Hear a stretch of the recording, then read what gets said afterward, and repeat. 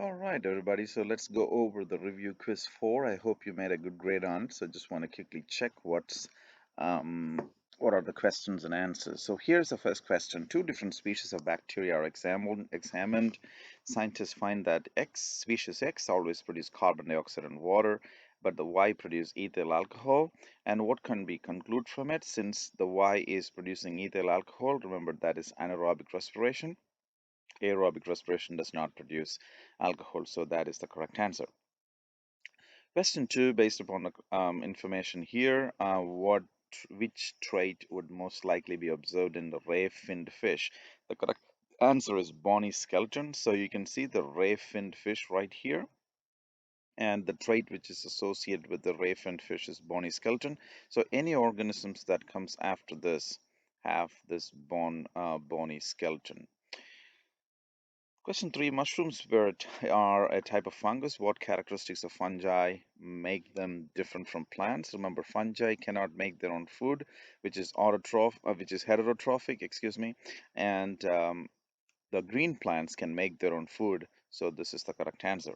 Question number 4, if the xylem is cut or damaged in a tree, guess what? Xylem transport water, so it cannot transport water to the different parts of the plant. Question 5, which structure in the leaf controls the opening and closing of the stomata? Stoma is the opening, is controlled by the guard cells, which is usually found more in the lower part of the leaf.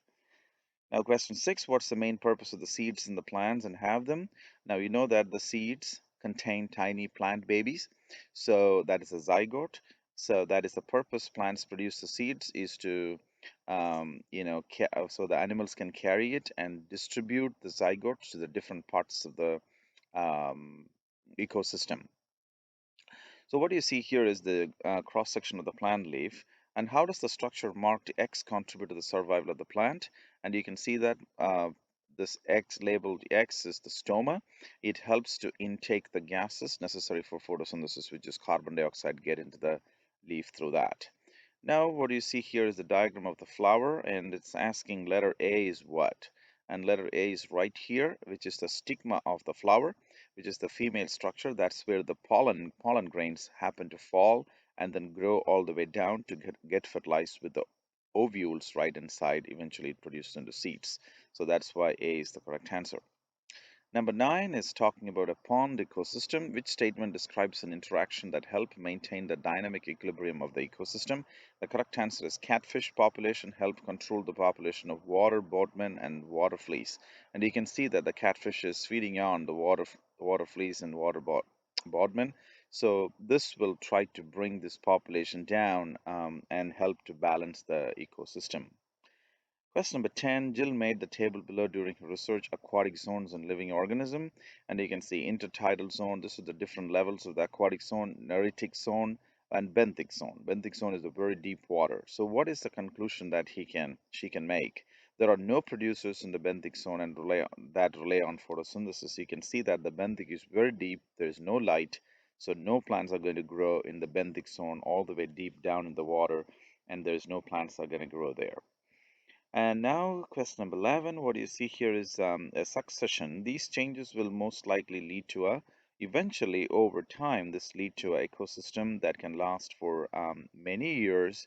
And that's why we are very much concerned about the forest fire. We don't want to destroy this, stable ecosystem. So this is a secondary succession, and organisms grew back. Now you can see right here, the diagram below shows how area progress over time after the forest fire. And so this is since this succession happened after happens from the soils, because the soil already exists here. That's why it is secondary succession. If the soil would have been not there, it is starting from the bare rock. It is primary succession. Next question is on one way that human could have positive impact on local environment is to use the resources that are renewable. So that is the best way for the humans can do. Use the renewable resources like trees. Non-renewable resources, try to avoid it like fossil fuels, overuse of fossil fuels. Right, number 14. Environmentalists are hoping to protect endangered organisms by calling for a reduction in the use of pesticides because loss of this organism would reduce the biodiversity in various ecosystems. That's why when we purchase the pesticides and we have to, usually most of the pesticides last for only a few hours and after that it degrade. But in olden days, we had the pesticides that literally kill all the bugs and broke a lot of food chain and food web in the ecosystem. Question 15. After the Ashwan Dam was built in Nile River, the rate of the parasitic blood fluke infection doubled in the human population near the dam. As a result of building the dam, the flow of the Nile changed. This changed the habitat, which resulted in the increase in the population of a certain aquatic snail. The snails which were infected released larvae of the fluke. These larvae then infected humans. So what happened is if people build dam across the Nile River. So what happens? What can we conclude from it? We can conclude that the influence of humans on the natural system can have unpredictable negative impact. So we may not know now, but eventually, maybe later, we will see that impact. Question number 16. One way humans can promote the survival for organism in an ecosystem is to learn about the interaction of the population. So that is the best way. That's the purpose of we learn about it, and then so we don't kill animals or destroy the habitat without any reason. Number 17, some people see the benefit of wind energy as a clean alternate to fossil fuels, but there is a problem. It can be dangerous to the migratory birds. So what is these opinions illustrate what? So when we encounter these type of situations, we as a responsible citizens, so when we make decisions, we have to weigh the risk and cost against the benefit. So that is the best way we take decisions, so we do not make much negative impacts in the ecosystem. Question 18.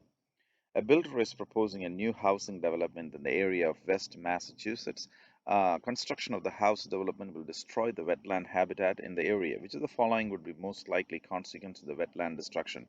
So, if you destroy the wetland destruction, of course, all that animals who is depending on the wetland and is gonna go away or is gonna die from it, and they have to go away from that particular area. And I believe there's a mistake right here, so excuse that. So this is the correct answer. The population of wetland animals would be unable to survive in that area. This is the repetition here. Ignore that. All right, number 19. New fuels are being produced by converting corn and grasses into compounds containing alcohols that can be broken down for energy in various engines. The purpose of this research is to reduce the use of non-renewable resources. That's why, um, so now our gasoline always contain alcohol, so that will help us to reduce the amount of fossil fuel that's being used. Now, number 20, the presence of waste such as plastic bags and motor oil in lakes and streams miles away from developed areas suggests that the ecosystems are interconnected and human action can alter the ecosystem equilibrium. The whole entire biosphere is pretty much very well connected. They are not isolated system, they're all connected. So that is why it is very important for if somebody out there in another continent is doing something, some damage to the ecosystem, it can affect all the continents in this earth. So that's why we have to work together to fight against this. Now we're going to talk about another pesticide which is called DDT. DDT was very popular in all the countries, but it is banned in the United States. So DDT is a bad one. So if you read, I hope you have read this. It is even fine. The people found that in even the glaciers, and it is damaging that.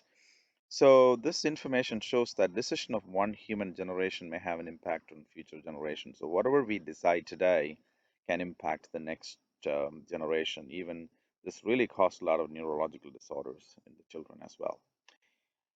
Now, when fertilizers run off the farm land to the streams and all the nitrogen and fertilizer that goes there, what is the consequence? We call that eutrophication. And what happens during eutrophication is oxygen is used up as algae is decomposed because it's a lot of algae is going to grow because they are getting a lot of fertilizer. So when it is decomposed, oxygen is used up, reducing the amount of available organism there. So they pretty much going to suffocate and they may die. Question 23. Whaling was a very profitable profession here. So the question is asking, what is the consequence? Which of the following is the most likely consequence of their decision? Some of the countries did not agree to that anyway. The answer is the whale populations are not rebounding as quickly as might if all of the countries agreed not to hunt whales.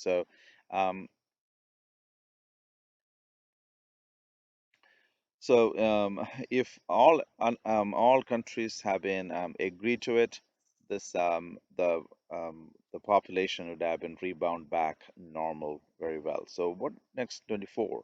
What do you see here is the percent of the carbon dioxide is increasing over the years, and you can see from 1600 it's increasing significantly. What would be the reason for that? It is nothing but we started using more cars. We started producing a lot of cars and burning fossil fuels. That's the reason. Last question is from Energy Pyramid. A team of ecologists observed the feeding patterns in several populations. So what do you observe here? Which of the following best explains the difference in the amount of available energy in the trophic levels of the desert ecosystem? You can see first level, second level, third level, fourth level. So it is decreasing as you go up. The reason is there is less available energy in the fourth trophic level because the loss of energy through metabolism in each of the lower trophic levels. So here we are losing energy, only the 10% is transferring to the next level, and I hope this is helpful.